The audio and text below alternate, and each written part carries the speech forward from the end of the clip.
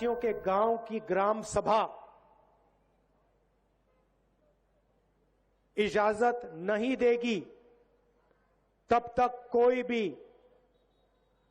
आदिवासियों की जमीन नहीं ले सकता है। हमने कहा था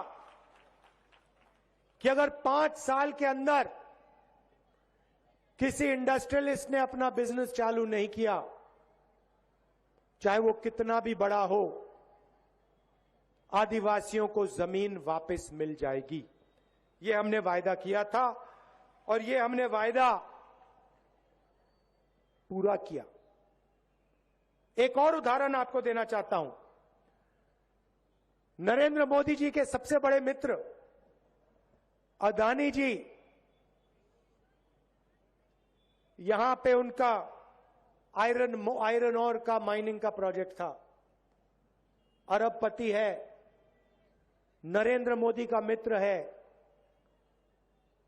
मगर अदानी का प्रोजेक्ट कांग्रेस पार्टी ने कैंसिल करके दिखा दिया, उसे परे कर दिया। क्यों? क्योंकि हमारे आदिवासी भाइयों ने कहा कि हमें यह प्रोजेक्ट यहां नहीं चाहिए। हमने आपकी आवाज का आदर किया और देश के सबसे बड़े उद्योगपति नरेंद्र मोदी का सबसे बड़ा मित्र, उसका प्रोजेक्ट हमने रद्द कर दिया।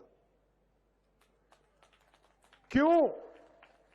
क्योंकि आप वनवासी नहीं हो, आप आदिवासी हो और छत्तीसगढ़ की जमीन, जंगल और जल आपका है और इसका हक आपको मिलना चाहिए।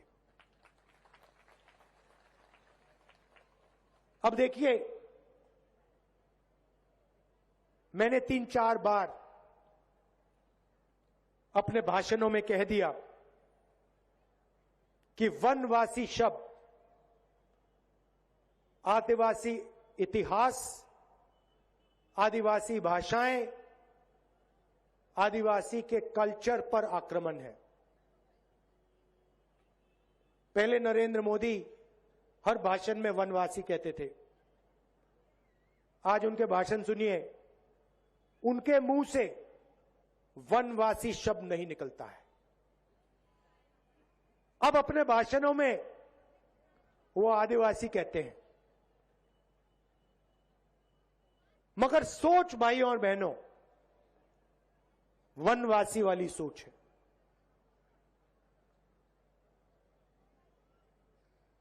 आज अपने भाषण में उन्होंने कहा कि हिंदुस्तान में एक ही जात है और वो है हिंदुस्तान का गरीब।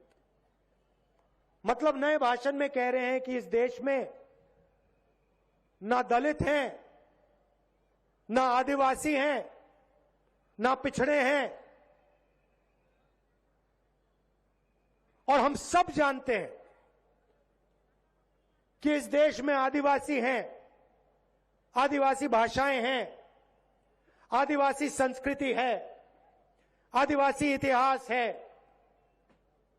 दलित हैं, दलितों के साथ अपमान किया जाता है, उनको हर रोज तंग किया जाता है, पिछड़ों को जो हक मिलना चाहिए उनको नहीं मिलता।